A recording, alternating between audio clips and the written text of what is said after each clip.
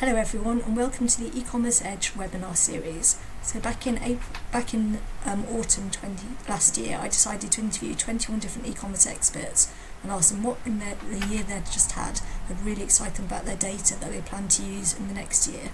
I recorded all this information, produced a report that's available on my website, stellarainsights.com, that got published in April. And from producing the report, I then decided to bring all the experts back in and get them to talk through their tip and explain to people how to implement it, and really just have a chat about things that are exciting them in the e-commerce world and how to make the most out of your business. So today I'm very excited. I'm joined by Anna Henebeck and by Saunders, who are going to share their tip and then give us some insights. So would you like to both introduce yourselves? Anna? Oh, thank you. Hi, I'm Anna Henebeck. I'm an e-commerce consultant and I help conscious fashion, beauty and homeware brands to sell more online. I'm Saunders and I work with international retailers to get them eight-figure exits. Thank you very much. So today we're talking all about strategic decision making. And what could be more strategic than understand your Ebitda? AJ. Okay, so Ebitda is earnings before tax, depreciation, amortization, and I should really know, I shouldn't say by now, but I don't. Basically, it's a way of distilling down how your business is performing down to a number that is then able for you to then compare it with other businesses without having to know industries or specifics. And so it's really useful in terms of benchmarking and tracking your performance like quarter by quarter, which is what I recommend you do, all by just a random basket of companies and knowing what they're doing. And I know it's kind of a stock market kind of term, but I think it's useful to have this, agnostic number that you're optimizing for, and you're growing over time, and it actually is allowing you to get towards the exit or whatever you're trying to get to. It's a really, really useful explanation, thank you. Because some people hear that term and go, switch off, and I think, why does my balance sheet matter? What does it matter if I'm not going to sell short term? But you've got a real case behind actually why it is so valuable, whatever stage of your business you're in. Yeah, and I think, balance sheets are important because I think a lot of people don't sit there and they're not thinking about things like stockable days, right? So days in stock.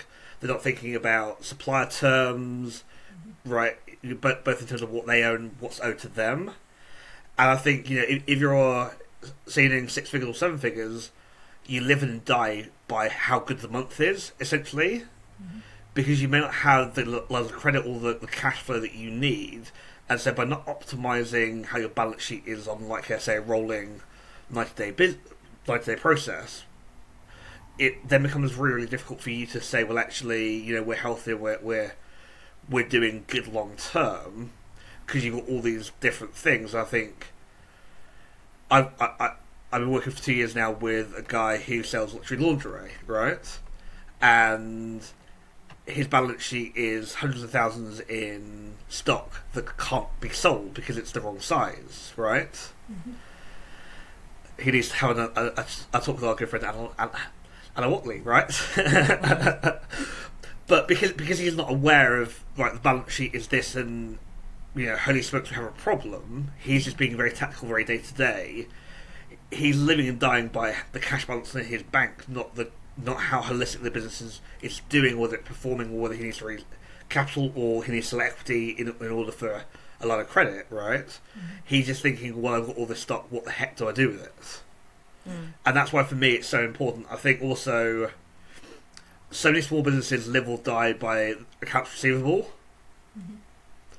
And if you're not monitoring that, and that's not being centrally kind of analysed every month, every couple of months, you will suddenly realise that somebody owes you 10k, and your wage bill for that month is 10k, and you don't actually have the money to pay, but you have the outstanding. But trying to get one company to pay you £10,000 or $10,000 as a one-off is quite ridiculous comparatively to if you had, say, 10 customers that each owe you 1,000. You may be able to get, say, 5 or 6,000 out of 5 people, right? Yeah. So that's why for me, balance sheets, P&Ls, Ebitda all really matters, and it's not about ticking boxes. And I know when they come to KPIs in a minute, I'm really analytic already. I think all of this stuff is important for you to measure and monitor as a holistic way of validating, do we have a healthier business? Are we moving in the right direction towards our goal and our vision? And not just a tick box exercise that you do because somebody has told you have to do it. I think it needs to be more than that. Okay, so you're really saying that a lot of people know to concentrate on their sales, and if the sales are looking good, they're happy. And their accountant might go in once a year, then do the year-end accounts, which then take 9 months to be published. And by that point, it's so far in the past that they're not investing enough either internally or externally in actually getting the accounts ready on this quarterly basis. So you know they can just get caught out. Yeah, absolutely. Yeah, that's a really good point. And how often did you say you think you should be reviewing this as a business? So I think Ebitda every quarter, because I don't think it's going to massively kind of change quarter by quarter.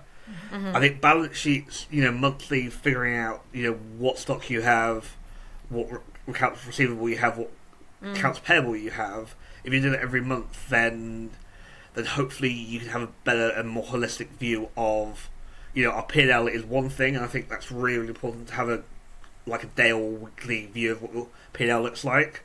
But if you have a monthly view of what your balance sheet looks like, you can then start to say, well, actually, we need to forecast that the cash flow is going to be X, and therefore we've got this in account receivables. How are we going to actually collect that? What have we got out in? It always surprises me with e-com companies, and probably you as well, or both of you, where people don't know the value of their returns out in the market, and they're just waiting for returns to come back, and they're like, well, we think we're going to get 6 returns, and I'm like, well, what's the value of those 6 returns? What is the time? How much is that? Is replenishable stock that you can throw back into circulation, right? Versus that you have to dump, and it's all these sorts of things that people don't think about and don't get smart about, right?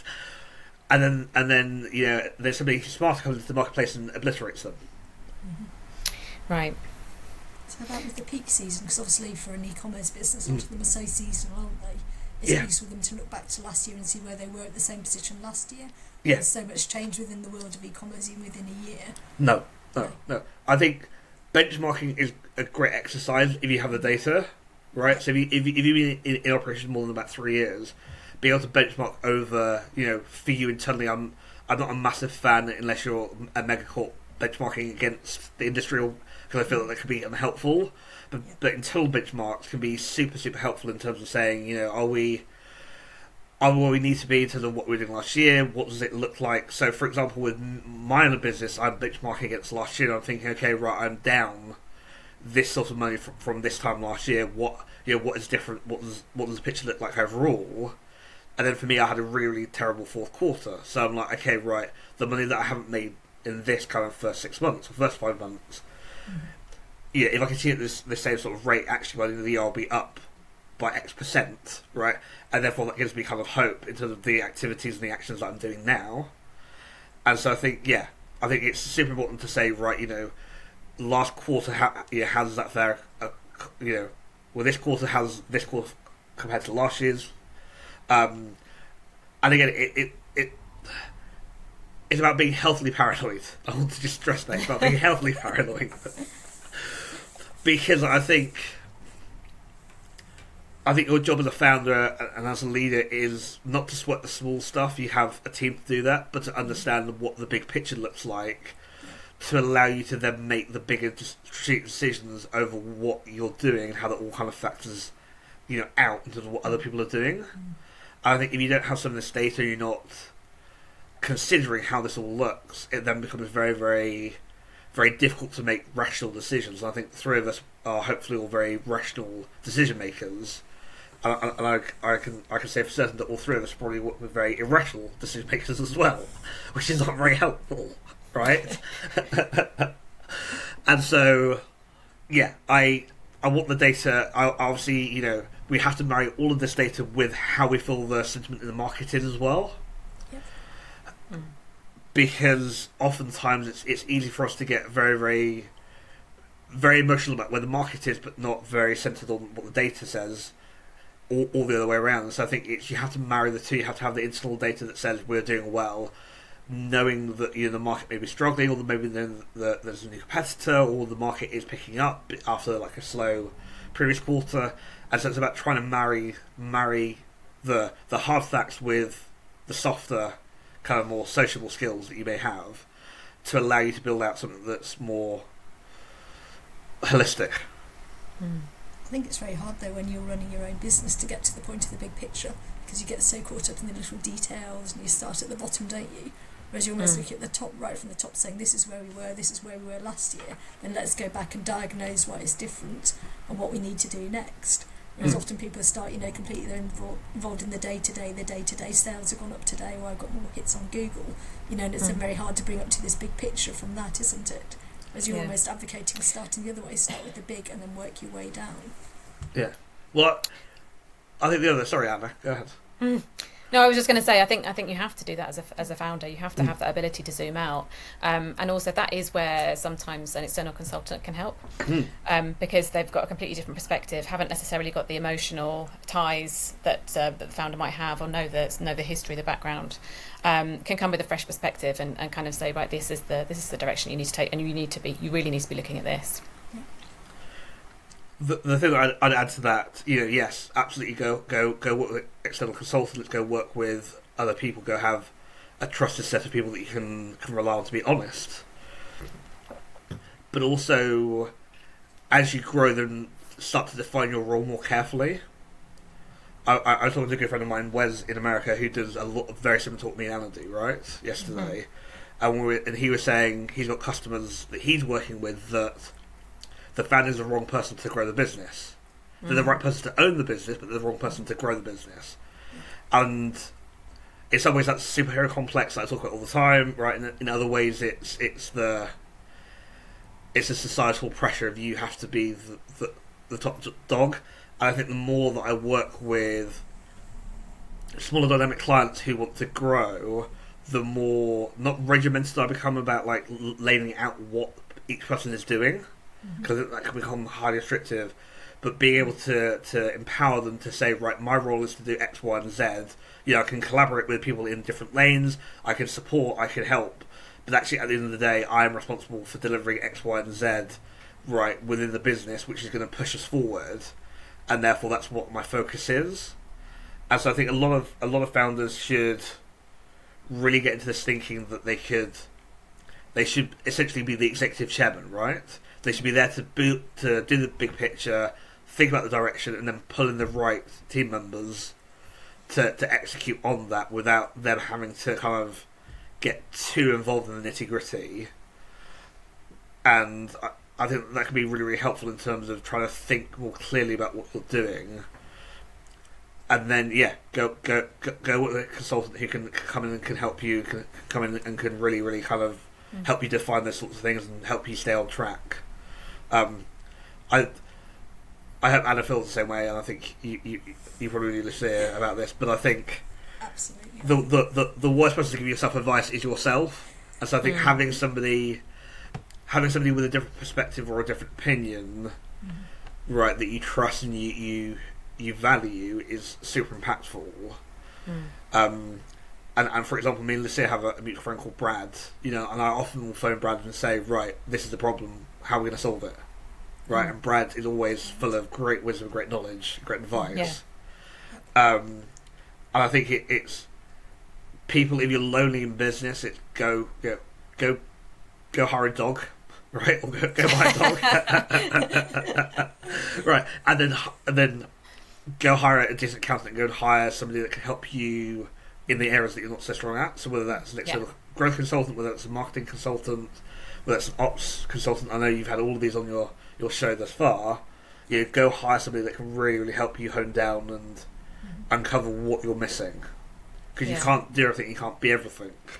No, that's really great advice. I'm going to ask you now, AJ, just about if you wanted to sell your business. I know, some people are setting up, thinking about how to sell their business in the future. And obviously, the people that are going to look at it business, they'll be evaluating things like your balance sheet, your Ebitda. So, how would you get it into a bit better shape? What would you want to do if you were aiming for this longer term goal of exiting? Right. Okay. So, exiting to me is about trying to persuade somebody that there is value in what you created, right? And so, for me, it's do we have strong revenue? Do we have strong margins? I think people think that they can grow revenue and the margins stay the same. It never happens, right? It's a conscious choice to maintain margins, right? And then it's about trying to reduce your stockable days, right, so that you've got good cash flow within your business, and being able to prove that because you track that, right? It's then about making sure that you have a healthy return rate, right? Because you can't eliminate all returns, right? But you can at least do things that will allow you to get that down, and then to make sure that payers and debtors, are paying on time. If it means that you have to give small discounts, right? I've never seen, in the 15, 16 years that I've been in business doing this sort of thing, where somebody has complained because somebody can go, right, we've got an average debt day of 60, right? But people are actually paying, and if people pay within 30 days, they get a 5% discount, and then happy days, right? Right, those sorts of things. I think the more aware you are of what actually are the key drivers and how they actually stack up in your business, right, the more enticing you are as an opportunity. And the other thing that I would say about buying, and I haven't mentioned this, but financial health is always great. Process health is always great. Having a Bible or a library or documentation. Again, I'm so on Anna's. Right. Is always, and then having some sort of framework where you as the owner have a well-defined role and you are able to be switched out without it being chaotic or traumatic to the team, the customers, right? But that you are the arbiter of the vision, the brand guidelines, and the finance and the ops, right? And that for me is what makes a business sellable. Fantastic, thank you. It's really interesting. My pleasure. Yep. Right, I'm going to move on to Anna now. And obviously, Anna, that some of the businesses you work with, they're in a much earlier stage, aren't they? And you're talking as well about measuring the right KPIs for your business stage, facing on actions. So exactly. Moved on to talk about these bigger companies aiming for the exit. But when people are starting up and really getting going, obviously there's certain things that you really, really advocate they should be keeping an eye on in those first few months and years. Perhaps you'd like to talk us through some of that. Yeah, absolutely. So I think I work with brands that are pre-revenue, haven't started selling yet, up to sort of tens of millions. So, and they're all looking at slightly different things, but there are a couple of things that do stick out that you will always be looking at. One of those, and especially when you're starting, is so once you launch, I would keep a close eye on the conversion rate on your website, make sure that that's looking healthy. I'd be looking at your average order value as well to see how much customers are typically spending. Those are both things that you can impact yourself. So if your conversion rate isn't high enough, you can take action. You can take steps to increase that. And the same with average order value. There are ways to increase that to make sure and both of those will directly impact your sales. And then and after that, I would be looking at the amount of traffic that's coming through. Assuming you're paying for traffic, I'd be looking at the CAC, which is your customer acquisition cost, making sure that you have that you know when you're getting that money back. So typically, you'll obviously be spending money on marketing in one way or another, and you need to make sure that you're getting that back within a decent amount of time. And then once you're sort of getting more established, then start looking at the customer lifetime value. You can obviously have an idea about what that is going to be at the start, and I would recommend having a plan or a goal for all of these KPIs.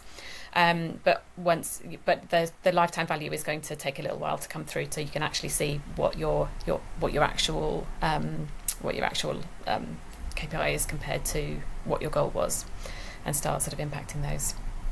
Brilliant. So you're really measuring from the start. You've got ideas before launch about what you think you're going to be, and the sales start happening, and really constantly revising, knowing where you are, and really, really trying to track on this kind of micro level. Absolutely, all the other things around running a business for the first time, fulfilling the customers, their needs, servicing and everything else, and trying to set some aside of time to do this. Yeah, exactly. And from a practical level, you need to have a plan for how much you're going to be able to sell, because that's going to impact how much stock you buy and how much stock you need to reorder. And then you're going to be looking at things like what you have versus, as AJ mentioned, what's really not selling, and have a plan for that, so you can so that you can make sure that you've got a healthy cash flow and that your business is succeeding. So yeah, it's about looking at all of these things and then keeping an eye on them and making sure it is a little bit like spinning plates. There's a lot to think about, but yeah. It is. Make sure you're looking at we them. all run our own businesses, don't we? We all know there's things you have to do and get to grips with that suddenly you've never wanted to do, had no interest in, and suddenly it becomes very important. So Exactly. Typically where a role where an external consultant or a particular agency can come in and help with certain areas? Yeah, well, I think, as I mentioned before, the perspective can help. The other thing is that if you're starting a business from scratch, you won't necessarily know how much and what a healthy conversion rate is, what your customer average order value is likely to be, and how much you should be spending on marketing and all of these things. And then you can start. A consultant can help with that because like I've looked at loads of different e-commerce businesses, and there are patterns you can pick out, and there are clues that you can get from the business idea and the kind of products you're stocking and the price point and things like that. So yeah, there are ways to get a pretty good guess at where it's going to land. Are there any tools you particularly advocate, Anna, that founders will find really useful? So, well, I work, all of the brands that I work with are on Shopify, and I think Shopify is brilliant for e-commerce. It is, I've worked with a lot of different e-commerce platforms, and I do think that Shopify is the best one that I've found so far. And I'd also, they've got a pretty good analytics tool. Google Analytics as well is useful to have.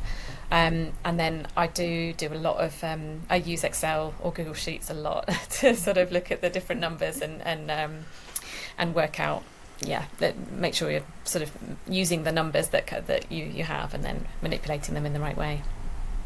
Lovely. Thank you very much. I always find it hilarious how we're all on Google Sheets or spreadsheets still, the 21st century. I love it because it's just the easiest thing to do, right? It's just the easiest thing to move things around in. So I always find it, tech hasn't really solved these sorts of problems, has it? So anyway. Exactly. So as these companies start getting bigger and their revenue starts expanding, and some of their customers start coming back to them, obviously there's more things there, there's going to be a bit more complexity then, there'll be more ways of, working with the data sets, A/B kind of splits they can start doing, more data coming in. So what kind of things would you then, as they start going up this bigger, into a more established business with, a 6-figure turnover, what kind of things would then they start to be really looking at? That's an open, and there's a lot of answers to that question. It really depends on the specific business and what the issues are that they're facing. I tend to come in and look at all of the KPIs to start with and start working out, okay, where are the issues? Is it that they need, if all of the on-site, so the conversion rate and AOV, for example, if those are looking really healthy, then maybe it's just that we need to get more traffic, and then it's looking at ways that we can do that, or it might be that they're getting sales through, but they've really got sort of areas of stock that just aren't moving, or like sales have slowed, and it's about how digging into that really and analysing, looking at why, and then coming up with a plan of action. I'm not sure if did that answer the question. I'm not sure if it did. It did. It was a very open-ended question, I suppose. Yeah. They've got more data, which is good because they've got more data points. But then I think you then get the temptation of so much data being available. And I know you talk about the 80-20 rule, don't you? Yes, there's so much data absolutely. Which is there. Yes. Yeah, exactly. So the 80-20 rule is just about 80% of your. It can be used. It can be used in a lot of different ways, but quite often the smallest sort of action is going to impact the biggest part of your business if you can just work out what that action and that big part of the business are. So so number one is finding out what is that, and then two is just acting on that to start with, and then moving on. But yeah, I use the 80-20 rule for everything, really. It's stuck for years, hasn't it? 'Cause it's such a good concept, isn't it? Yeah, exactly.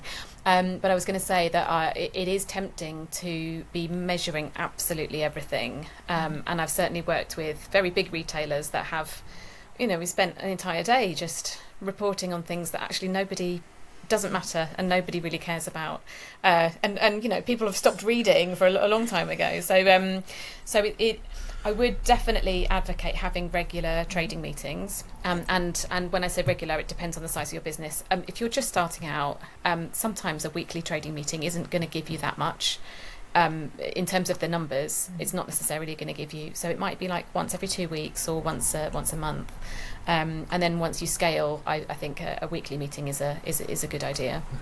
And try and keep it to the really core KPIs to start with, and then if there's anything there that is not going to plan, those are the ones that you should dig into. Don't look at absolutely every single data point you have, and then try and pick out, because it's like you can't see the wood for the trees in that case. No, attribution could be a big problem as well if you've got a number of channels but a low volume of people. Trying to spend your time understanding the attribution. Honestly, and do tests based on not many people visiting the website, it just makes it more complicated. Yeah, exactly. And I think, and I absolutely love data, but I do think there is an argument sometimes for gut feel as well. It's quite, because I'll work with founders who will, founders in particular, they generally have a really good gut feel for their business, and so quite often that can be. And it might be acting on, we think this is happening, and we think this is the reason, and then I'll try and find some data to sort of support or support that argument or not, as the case may be. And that's a really way, if you show founders a load of numbers, they won't necessarily connect. As if you can get to that reason behind it and say, well, we thought it was this, and then we proved this. You kind of build that conversation. Yes, I think often, absolutely. 2/3 of it they know anyway, and maybe a third or a quarter is suddenly quite a revelation. Yeah. You find out that little bit that you never know before, and you go, wow, I know that, now I can do this. And that's, yes, I think that's why exactly. we're all with data, aren't we? It's excitement of there to chase it. Yeah, exactly. So retention. I was going to ask you about retention. Yes. So I think retention is obviously very important for your business. Even if you are a startup, it is important to have that as one of the things that you're looking at. And it might be, so to backtrack a bit, a really successful business will have returning customers, absolutely. When you're brand new, you're not going to have that many of them, but you do want to set up the right circumstances so that you do have returning customers in the future. So it does need to be something that you're looking at, and that you're, but it's gonna be different depending on what stage you are. So at the beginning, it's just about making sure that you've got you've got a really good customer offer. You've got products that customers will come back for, or you're introducing new products in the range that customers will want to come back for. That you're, like, just on a really basic level, that you're capturing customer email addresses and you are contacting them semi-regularly in whatever sort of schedule works for your business, just to make sure that they sort of still know about you, don't forget about you, and in marketing terms, to keep the leads warm. So you've got that side of it, and then once you get bigger, then obviously customer retention is going to be a very big part of your business, because it's much more. It's much, as we all know, it's much easier to sell to someone who has bought from you before than someone who has never met you or heard of you. Cheaper as well, I think, if you're trying to scale. Yes. You can only scale so far with new people, can't you? And then... Absolutely, yeah. So if you AJ, do people spend enough time on retention? Is it part of their plans, or is it all focused on the new? I'm currently consulting with an American company that are doing $20 million or $25 million, right? I've been brought in to essentially rejig their retention because they're not there. They're doing very, very well, but they're not thinking about marketing automation in a way that is applicable or very modern. I think retention is a wonderful thing if you can do it right, and I think I think a lot of brands that just focus on email are part of the way there. I think you need to be doing things like, experience days for your VIP customers, direct mail. I think text or WhatsApp can also work very, very well. I think, like with emails, I think what you need to do is get opt-ins. And so, you, as part of your welcome sequence, you can get people to opt in to, I'm happy to receive emails, yes, I'm happy to receive things in the post, yes, I'm happy to receive WhatsApp from you.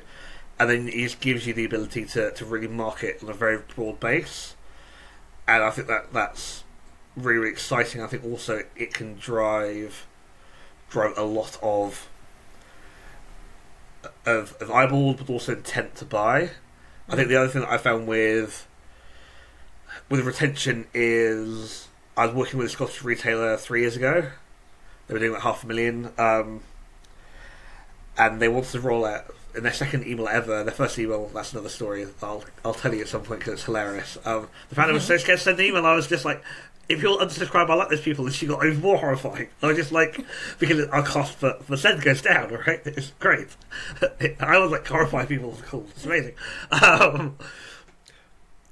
But the second email that they ever sent as a marketing email was an in-store offer, and I had to explain to them that even though it was an in-store offer, still send it to your email list because there will be people on your email list who aren't in Scotland, aren't near a store, but will browse online and maybe buy. And that it's the frequency of reminding people that you exist so that when they are thinking about buying a product and they connect your name with it, that you are top of mind, right? I think so many people don't think about retention in that kind of terms. They think about it has to be a positive interaction.